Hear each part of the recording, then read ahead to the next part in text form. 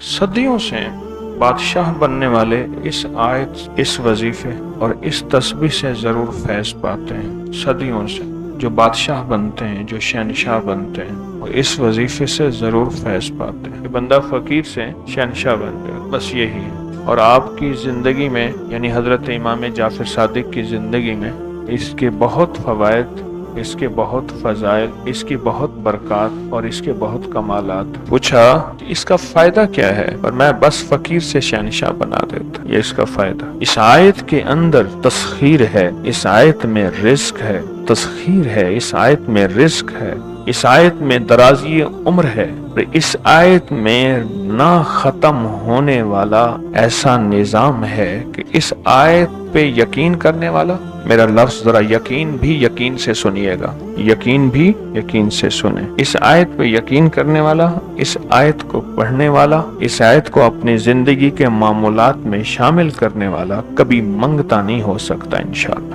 اس سے اگلی بات یہ ہے کہ اس آیت کو پڑھنے والا، اس کی نسلیں کبھی منگتی نہیں ہو سکتی، نسلیں کبھی منگتے نہیں ہو سکتے۔ آپ کو کچھ زندگی میں مجھے ایسے لوگ ملے ہیں کہ جو رئیس تھے، رئیس اعظم تھے، لیکن ان کی نسلیں منگتی بن گئی، منگتے، بھکاری بن گئی، محتاج بن گئی، مفلس بن گئی۔ اس آیت کے پڑھنے والا منگتا نہیں بنے گا۔ کیوں؟ اس آیت میں، ان دو آیات میں تونگری ہے۔ یہ امام جعفر صادق کا دوسرا قول فرما رہا، جو ان کا فرمان ہے میں عرض کر رہا ہوں، تونگری ہے۔ اس آیت میں مال ہے، اس آیت میں درازی عمر ہے، اس آیت میں درازی عمر ہے، اور اس آیت میں غنا ہے، غنا۔ اغننی بفضلک امن سوا، مجھے فضل، مجھے پتا ہے مولا میں غنی ہوں گا تیرے فضل سے۔ اغننی، محنت سے نہیں، اس فکرے کو خاموشی سے غور سے سنیں۔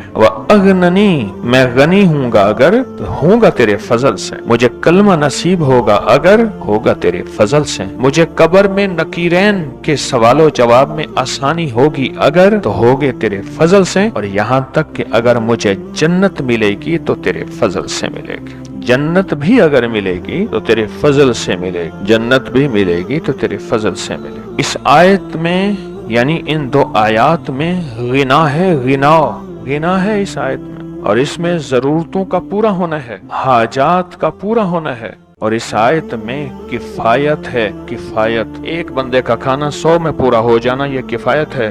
1 روپے سے میری ضرورتیں پوری ہو جائیں، چاہے تو لاکھ کو میرا روپیہ کر دے تو میرا اللہ چاہے روپے کو لاکھ کر دے، اللہ میرا چاہے کک کو لاکھ کر دے، اللہ میرا چاہے لاکھ کو کک تنکا۔ سورۃ توبہ کی آخری 2 آیات، لقد جاءکم رسول۔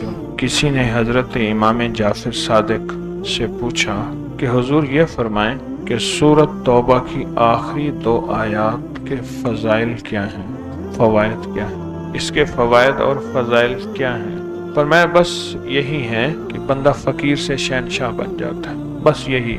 کتنے بڑوں نے، مخدوم نوح صاحب، حالہ سندھ، بہت بڑی ہستی ہیں، مزار ہے، دربار ہے، مخدوم محمد نوح حالہ سندھ میں، ان کی عمر بہت لمبی تھی۔ کسی نے ان سے درازی عمر کا راز پوچھا، فرمانے لگے میری درازی عمر کا راز سورۃ توبہ کی آخری 2 آیات